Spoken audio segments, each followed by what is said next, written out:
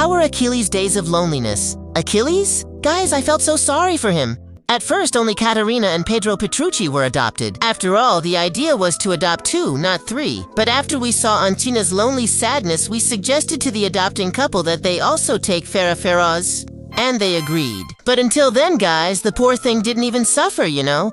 Actually, on the first day away from his siblings, he was surprisingly okay. I think Bravon thought the 2 unlucky ones had just gone to a vet appointment and would soon be back home, and that he was lucky to have escaped the vet's hands. So he kept doing his little kitten things as usual and having fun on his own in the little world he had built with his siblings. Every now and then he was bothered by the giant humans who spied on him through the glass door, but his sharp teeth were enough to scare those nuisances away. Achilles proved to be self-sufficient, and that in the absence of company, he could keep himself entertained. After all, who needs friends when you have such an attractive tail? He ate a lot and spent the whole day exploring the little room that, although small, could fit a whole world and an entire childhood inside it. With his feline creativity, Nini Onsa Geringon invented new games to distract himself from the strange fact that 2 very important pieces were missing from that place: his beloved siblings. After all, hours and hours had already passed, and for the first time in his 3 months of life, he was alone. So he spared no effort to keep himself busy and avoid thinking that something was wrong. Achilles repeated the same games he used to play with his siblings. It even seemed like he was doing it on autopilot, thinking that by repeating what was already familiar to them, somehow his 2 companions would finally come out from where they were hiding to come play with him and admit that it was all just a big joke and that they were meant to stay together, and the 3 of them would be together again. Popo and Rico, watching everything through the glass door, feeling sorry for the lonely one, also did their best with human strategies to try to bring a little joy and distraction to the isolated life of that feisty little creature. The little ball on a string toy was an absolute success and kept him alert and his hunting instincts sharp for as long as his energy lasted. But nothing that charging the little ball toy 10 times a day couldn't solve. You can find all these toys at the link in my bio.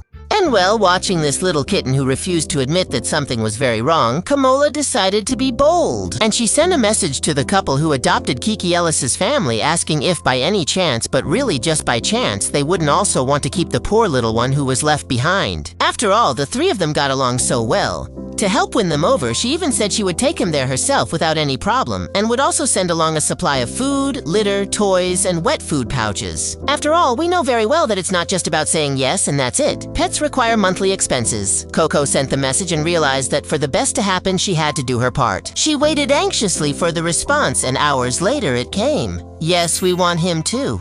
Joy filled the humans, while the poor little kitten finally gave in to sadness and loneliness, and didn't hold back his meows at the door, hoping that his 2 siblings would hear and come back home. Well, luckily the sadness didn't last long. After all, you already know the ending of this story very well. The 3 musketeers were reunited, and today they live in the same home as one family, finishing this story together forever. Or is it just the beginning? Huh!